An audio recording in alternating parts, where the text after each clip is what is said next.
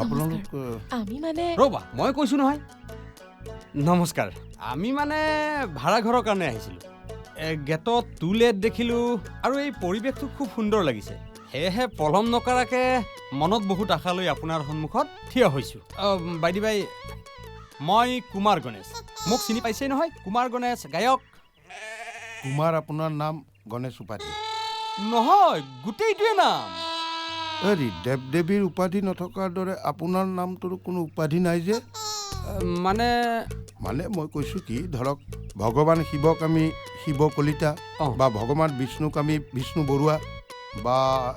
সৰস্বতীক আমি সৰস্বতী গোস্বামী বুলি নামাতো তেওঁলোকৰ উপাধি নাই ঠিক তেনেকুৱা নেকি আপোনাৰ নহয় মানে ৰাইজৰ বিপুল দাবীতহে মোৰ নামটো কুমাৰ গণেশ কৰিবলৈ বাধ্য হ'লোঁ ৰাইজে আপোনাক উপাধি দিলে মই আচলতে একেধাৰে গীতিকাৰ সুৰকাৰ আৰু গায়কতো এবাৰ মানে ধুবুৰীৰ ভিতৰুৱা অঞ্চলত গান গাবলৈ যাওঁতে